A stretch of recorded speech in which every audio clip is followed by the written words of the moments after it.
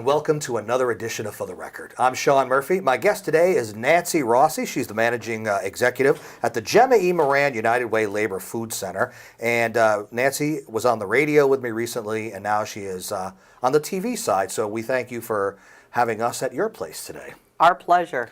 For those who aren't familiar with the Gemma Moran Food Center, describe what it is.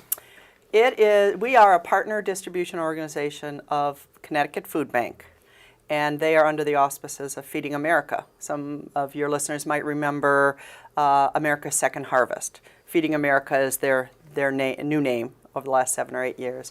And we collect and distribute to 92 programs in New London County, covered by 62 agencies. So that means that we collect food, not only donations, but food that we purchase and food that we obtain from Connecticut Food Bank in East Haven.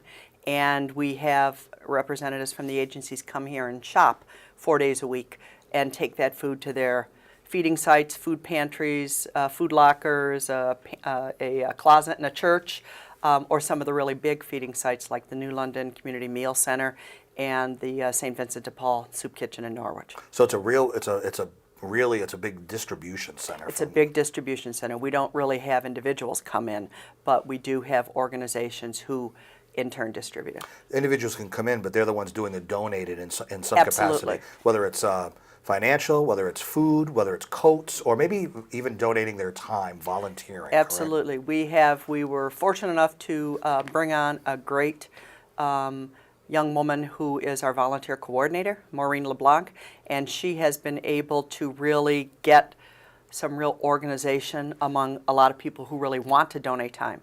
And we have logged almost 4,000 volunteer hours in the last 4 or 5 months. Wow. And that could be an individual, it could be a mom or dad and their kids, it could be a scout troop, or we've got a lot of college kids in the area that are volunteering, or There's a lot a company. of colleges in the area. So let's talk about Gemma Moran and how it all started with her, because I've done live broadcasts here before. Mm-hmm. We got to meet the lady herself, a kind lady. But talk about how it all started with her. Okay, Gemma was a labor organizer and labor liaison, originally came from the Boston area. And in 1988, there was a big strike at EB. And she was very active with a lot of the collective bargaining units there. And there was a need because people were out on strike and weren't getting full pay, that she organized a can drive. And they were able to find a local businessman, I think he was a doctor or a dentist, who allowed them to use his garage. And they collected some food and they outgrew his garage. Amazing. And they moved from there to a place at the old Norwich Hospital site. Then they moved to Uncas-on-Thames, and then they moved here.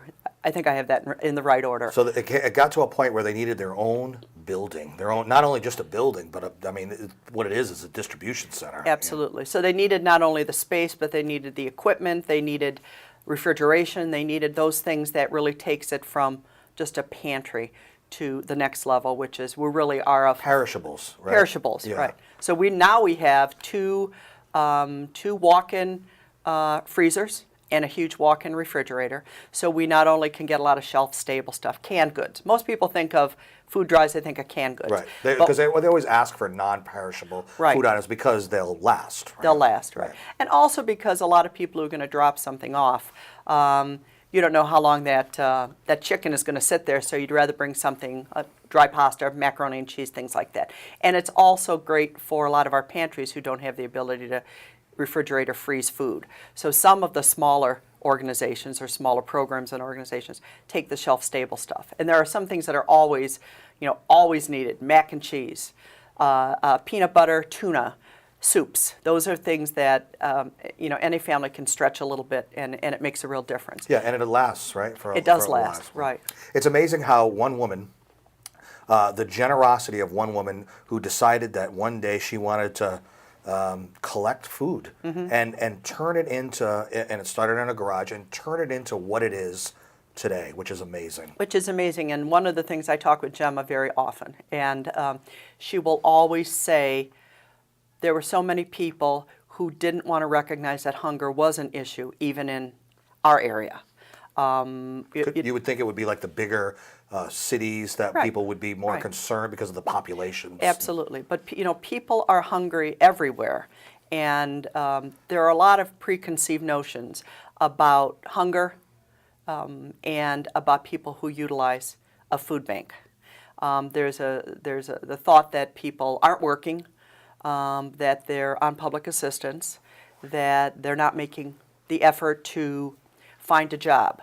But if you don't have a job, or you're underemployed, which is a term that means That's a big term in, Sure. in this economy lately. absolutely. It seems like. Some people have a couple of jobs, but even those two jobs together don't total 35 or 40 hours. A lot of people don't have health benefits. A lot of people don't. If it's a question between paying the rent or buying groceries, you need to have shelter, so you'll pay the rent. We find that a lot of parents will feed their kids first before they'll feed themselves. And that's a real issue in this day and age, in the country that we live in the state that we live in, to have so much food insecurity and so much hunger is really staggering. It's very mind-numbing, and it makes you a little. It's sad. It makes you a little militant, though, in a good way. Right, because it makes that militant word you use makes you want to not stand for this and get out there and do something about it. Absolutely. What we found is as more and more people have come here to volunteer primarily, because when you volunteer and you spend time out in the warehouse, you get an opportunity to really see the volume of food that comes in and just that need. One of the greatest things that we've done since I've been here in May is we've inaugurated a mobile food pantry. We got a beautiful $150,000 truck from Connecticut Light and Power and Connecticut Food Bank. And this truck enables us to load it up with about 5,000 pounds of fresh fruit and vegetables and actually take it into a neighborhood and open it up like an open-air farmer's market. And no questions asked. We just ask people to register their name and the number in their family. And they can literally walk around the truck, the awnings come up, and they have an opportunity to get a frozen protein, 4 or 5 different fresh vegetables and fruits, and some other items, pasta, rice, some canned goods, bread sometimes, or other dairy products. And they actually can go home, and it helps them kind of stretch their food budget, whatever that might be for them. Going mobile totally changes the dynamic in the sense of the availability of the perishable food items. Absolutely. Because if everybody has to come here, it can only stay here for a certain amount of time, and then you have to get rid of it, or make sure everybody gets it. Right. But going to them, it's got more of it is going to be able to be distributed. Right. And I would imagine that there are people, if they're struggling to feed themselves, maybe there's a possibility that they're struggling with transportation and other aspects, so they might not even be able to get here that easily. Absolutely. So we have 6 sites right now, and we're hoping to go to 12 by the end of our fiscal year, which is the end of June 2014.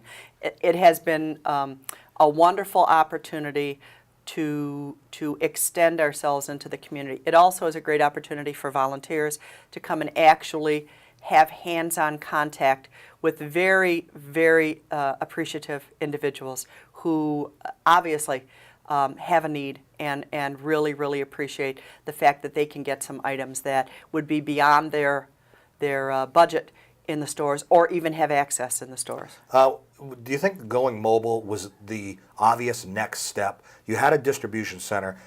People and organizations would come to you, but now you can go to them, and you can serve more of the individuals as opposed to another organization that might in their area just distribute the food out from what they take from you here. But was that the next logical step? It was the next logical step. It has, there are mobile food pantries in other parts of the country and a few within the state. We really, our model is to ask an organization, a church, a group of people to sponsor that site. So what we're asking them is to have a coordinator who will coordinate some volunteers, and we need to make sure that the area where we park the truck, we have access and all of that kind of stuff. But it has really been a nice opportunity for an organization to say, we'd really like to sponsor it here. And we sort of targeted our first sites based on a a study that we had done this past year called Nourishing Change, and it really identified what we call food deserts. These are areas where transportation is very limited and access to a grocery store or a supermarket is non-existent for within a walking distance. And so we have a mobile food pantry in Jewett City. And we have 2 in Groton, 1 in Norwich, 1 in New London, and 1 in Sprague. And those are most of those are larger city areas for this part of the state, larger population bases. Right, right. But Sprague, which is kind of in the middle of nowhere, no offense, people who live in Sprague. Sprague is sparse, a little bit. There isn't a grocery store there. There really isn't any public transportation there, and there are a lot of seniors who live there, and they had a really thriving community center that got some damage last year in Storm Sandy, and so that was a natural place where we could bring food and folks could access it much more readily. It's just really, it's the next step in identifying and bringing services or supports to people where they really need it. And you kind of answered a question I was going to ask you, was how did it start with the mobile? You did some research and decided there were pockets of, like you kind of describe it as a desert, and well, they can't come here, so why don't we go to them? Right. And it worked out beautiful. Right. You mentioned Superstorm Sandy. That was a big, horrific event that occurred around here. How did it affect you and the needs that people had? Well, a lot of people were without power. A lot of people lost whatever refrigeration or freezer food they had. So we were not only able to be a clearinghouse or sort of a site for a lot of food donations, a lot of water donations. We did get some from FEMA, too, some of those MREs that nobody wants to eat, but you will in a pinch, and bottled water. But we got a lot of donations, not only of food and of money, but we got a lot of donations of coats and other things like that. We don't generally utilize our food center for non-food items, but in a real need, and that certainly we did that. So we were able to get a lot of clothing in and sort it with our volunteers and get it out to agencies that could distribute it, one-on-one to folks. In tragedies like that, do you ever coordinate with other organizations like, maybe American Red Cross or Salvation Army or places like that ever? Well, we do fund some Red Cross programs, and so we do that. We also are involved in disaster preparedness, not only for our own agency. We work through the food banking system, Food Share in Hartford and the Connecticut Food Bank in East Haven. But also, we touch base with a lot of other entities. Yesterday at the Maine United Way office, we had a breakfast with members of the faith community. And we really we weren't going to ask them for money. We were going to say, we know there are issues that you hear about regarding hunger and other issues that we may not be aware of. So talk to us and tell us a little bit about what you're hearing from your congregations. And let's work together to address some of these. It's less of a territorial thing and more of we look at it as collective impact or community impact. How can we identify an issue or an aspiration that we have? We would like our community to be this, and how do we work together to get there? And food's a big key component. Yeah, it sure is. How long have you been with the organization now? I've been here as a staff member for 7 months. I've been here as a volunteer for 20 years. 20 years. Yes. Now, the economy, the way it's been, we talked about this a little bit, the recession that we've been in and supposedly are kind of coming out of, was that a big deal as far as the need, as far as this food bank was concerned? Did you notice it? Yes, we noticed it. Not only the need, but other folks who often were very generous donors because they also were going through some tough times. Their ability, not their willingness, but their ability to donate perhaps in the way that they had in the past was, that was affected. Yeah. But we live in a really, really generous I was just going to say, I think even in tough times, people will find a way to dig into their purses and pockets, even in tough economic times. Maybe it won't be as much while they're struggling a little bit, but they always seem to find a way to donate something, whether it's their time or something physical. And time is a really, really, really important thing. When we get prepared for a mobile food pantry, we usually the third and fourth weeks of the month we have 3 each week. That means we have to get ready 5,000 pounds of food to go on that. So we'll get a 50-pound bag of carrots. we have to break that down into 1 pound bags. It's one thing to have all the food, but you need bodies and strong backs to load it, right? Absolutely. So we have to, we have to portion it out. We have to figure all that out. If you wanted to put, today we're putting out potatoes, carrots, cabbage, rutabagas. You have to break all of that down so that when it gets to the distribution site, you can hand somebody a bag. You're not right. It's not it's done by the time you get out to the location. Right. Yeah. So the prep and the ordering and the requests and all, it really is. It's a really amazing operation, and it's like a little jigsaw puzzle, and all the pieces get together, and then we have to make sure we have a driver who can go out there, one of our staff members, because we try to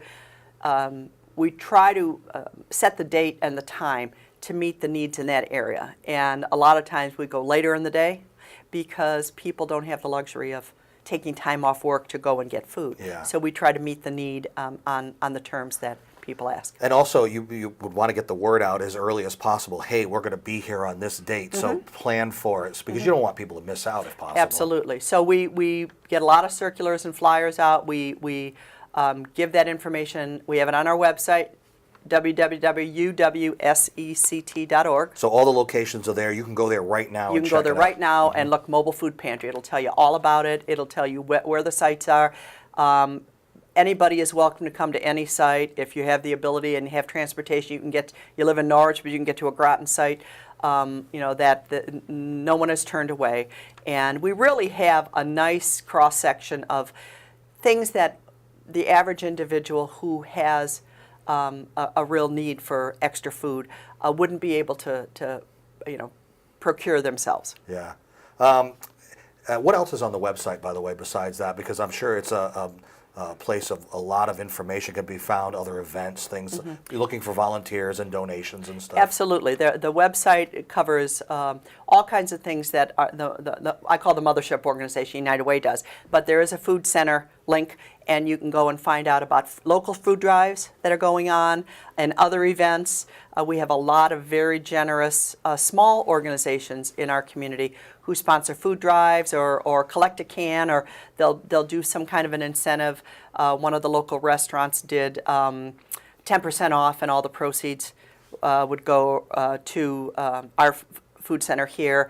Or there's one dental organization that they'll give you a free gift. I don't know, toothpaste and a toothbrush or something if you bring in a non-perishable item. And we're looking at doing what we call some targeted drives. If we're looking specifically there's a lot of need for baby food and things like that. That it's very expensive and it's really tough on a really tight budget. So we really try to fill the van with baby food. We also have a diaper drop off here. We don't actually distribute them, but we give them to certain organizations that deal with young moms who have children in diapers. So it really is a little bit of everything. Talk to me about the need around the holidays and how your job here changes a little bit. What happens? Well, this is most of us in the front of the non-warehouse staff, primarily non-warehouse staff. This is our first Thanksgiving, most of us. We may have been involved in the organization, but not really here at the food center. So it's kind of nutso November. That's the new. There you go. That's the new. Yeah. Yeah. I could say November. Nutso November. Yeah. It's very, very busy. In October, we met with organizations that traditionally hand out turkeys, and we got our turkey count of requests. We had a request this year for 2013 of about 2,300 turkeys. And then we look at the general food drives or other organizations or other entities that routinely or in the past have donated turkeys. And we try to calculate what we expect in as donations versus what we have to purchase ourselves. So we purchased 1,000 turkeys this week, and we're hoping that we get at least another 1,000 from donations in the community. I did a broadcast here right outside once where there were live turkeys. I don't know if you remember that. And Gemma stopped by and made sure that those turkeys weren't going to be harmed in any way. They were there more as mascots or just kind of helping out the cause. Well, that's like the local presidential pardon. Right. And Gemma says, that's right. Yeah, these not to be harmed. Right. How involved is she still within the organization? She does a lot of during our campaign time, our major campaign campaign time. We can't, we have a campaign going all year round. But usually between September and Christmas, she's out a lot at different organizations and talking about her passion, which is hungry individuals, and how important that is to feed the body to feed the soul. And there's so much research that out now that really underscores things that Gemma's been saying for 25 or 30 years. You can't send a child to school hungry, or that child can't learn. You can't send a person to work hungry, or that person really can't perform and do his or her job.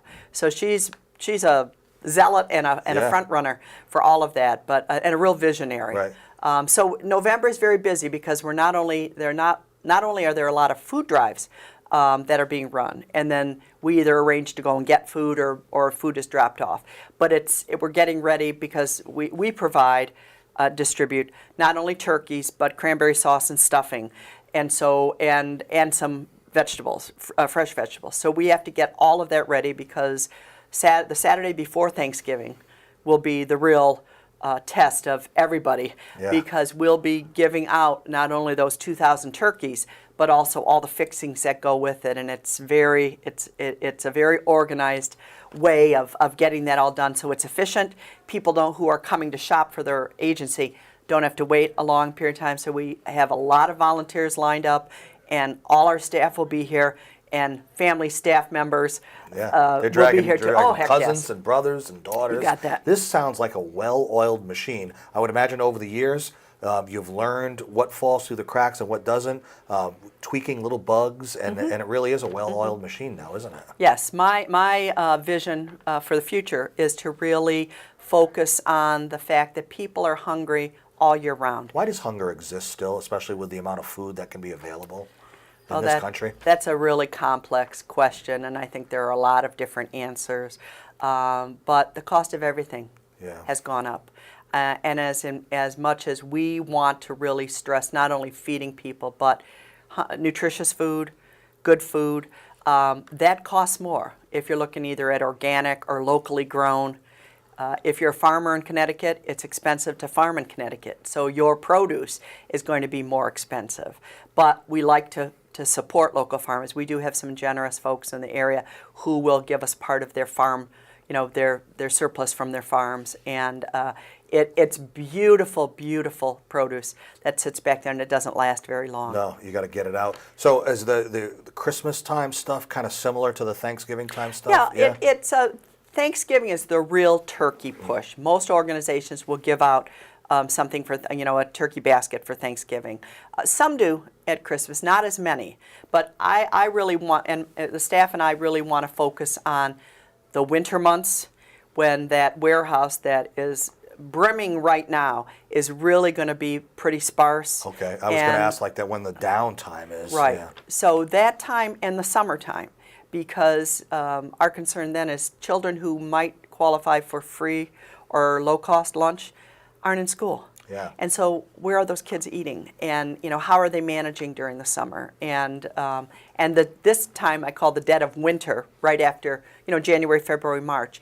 Those we're trying to look at some creative ways to get some interest in running some drives there, like for Valentine's Day. We're thinking of run something all red foods, or spaghetti sauce, or tomato sauce, or something that has a little bit of a catch to it and might perk someone's interest, because we'd really like to keep our stock as full as we can. As we wrap up the show, I want you to tell people, what do you need? Do you need volunteers? Do you need financial donations? Do you need food donations? What do you need right now? I would say always volunteers. The person power is great. But as far as we're appreciative of anything. We do have great buying power with dollars, because we're able to leverage $1 into 8 meals. Don't ask me exactly how that works. That's some good math there. But it has to do with volume purchasing and the way that some things happen, and we don't have to pay some shipping and freight on some things, and we get some things below wholesale or below cost. And so we're really able to stretch those dollars, and I think part of it is that there are corporate donations at the national level that we can take advantage of. So, a check is always fabulous. And but we love people who are willing to volunteer, and we certainly will take canned donations too, or shelf stable, or those things that are perishable, because we've got the means to keep them cold or frozen. And I would imagine, because this is seen throughout the state, if there's a place close to you, donate, whether it's your time or some sort of resources to a food center or the United Way or something, in your neck of the woods to help out, especially this time of year. Absolutely. All right. Nancy Rossi, the managing executive for the Gemma E. Moran United Way Labor Food Center. Thank you for having us at your place today. And thank you so much for coming and joining us today. And thank you for joining us for another edition of For the Record. You can see this show and many others on our YouTube site. We'll see you next time. Take care.